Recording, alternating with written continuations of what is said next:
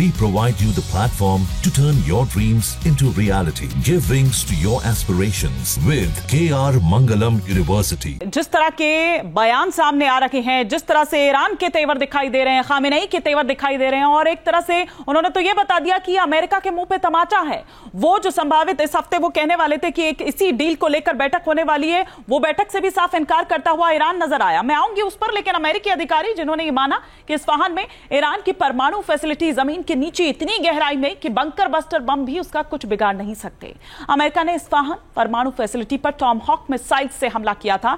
इसका मतलब यह हुआ कि अब भी इस्फहान में परमाणु हथियार बनाने के लिए जरूरी यूरेनियम जो है वो हो सकता है। इसीलिए ईरानी अधिकारियों ने इस साइट पर काम शुरू कर दिया है।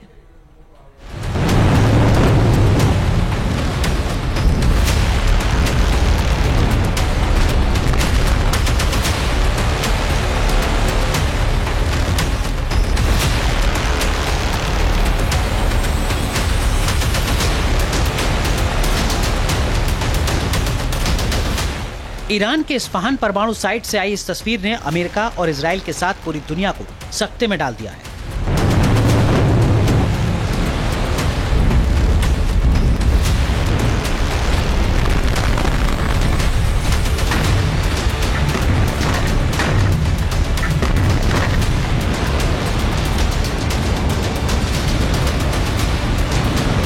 ये सैटेलाइट तस्वीरें 27 जून को ली गई थी, जिससे साफ है कि ईरान ने इस्फहान परमाणु फैसिलिटी के भूमिगत परिसर में स्थित एक टनल के एंट्री गेट को फिर से खोल दिया है।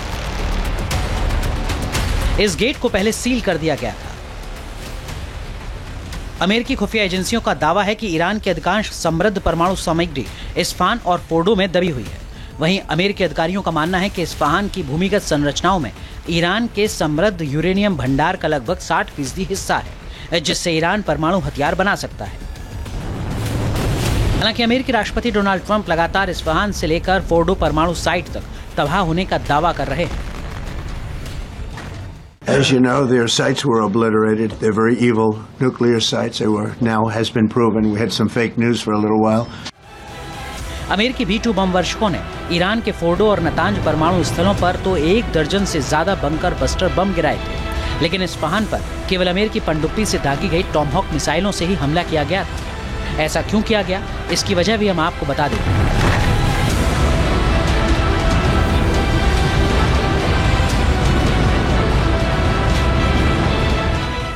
इस्फहान न्यूक्लियर फैसिलिटी अमेरिका का सबसे बड़ा सिरदर्द है। दरअसल CIA के पास ये स्पेसिफिक इनपुट है कि ये न्यूक्लियर फैसिलिटी जमीन के इतनी गहराई में है जहां GBU-57 यानी बंकर बस्टर बम भी नाकाफी साबित होंगे। यही वजह है कि इस न्यूक्लियर फैसिलिटी के ऊपर अमेरिका ने अपनी अति उत्तम टॉमहॉक मिसाइल के जरिए हमला किया था। मतलब ये हो सकता है कि भूमिगत इस्फहान परमाणु साइट के नीचे अब भी ईरान का अत्यधिक संवर्धित यूरेनियम बचा हो। ईरान ने 408 किलो यूरेनियम यहीं शिफ्ट कर दिया हो। जिस तरह से ईरान फिर से इस्फहान परमाणु साइट को वर्किंग कंडीशन में लाने की कोशिश कर रहा है, उससे इसकी संभावना प्रबल है। इस बीच परमाणु निगरानी एजेंसी IAEA के महानिदेशक राफेल मारियानो ग्रोसी ने कहा है कि 13 जून को ईरान ने उन्हें एक पत्र भेजा था, जिसमें लिखा था कि वो परमाणु सामग्री और उपकरणों की सुरक्षा के लिए विशेष उपाय करेगा। ग्रोसी के इस बयान से संकेत मिलता है कि ईरान में 60% शुद्धता वाला यूरेनियम मौजूद है और ईरान का संवर्धित यूरेनियम भंडार शायद अमेरिकी हमलों से सुरक्षित बच गया।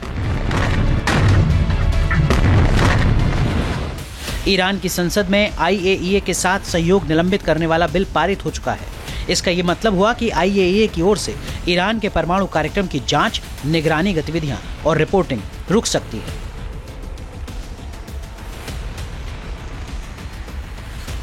ऐसे में ईरान परमाणु हथियार बनाने की कोशिश कर सकता है। उसके पास 60% शुद्धता वाला 408 किलोग्राम संवर्धित यूरेनियम है।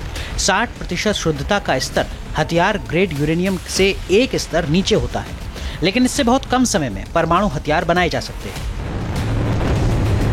अगर ईरान ऐसा करता है तो फिर से मिडिल ईस्ट में जंग का आगाज हो सकता है। इस बार जो जंग होगी वो और भी ज्यादा भयानक होगी, क्योंकि इसमें इजराइल के साथ साथ अमेरिका की साख भी दांव पर लगी होगी। Team news nation. जहां भक्ति है हर शब्द में, कथाओं में छुपे हैं दिव्य रहस्य और ज्योतिष देता है जीवन को दिशा। धर्म से जुड़ी हर बातों को जानने के लिए हमारे चैनल स्तुति को सब्सक्राइब करें। चैनल पर जाने के लिए इस लिंक पर क्लिक करें।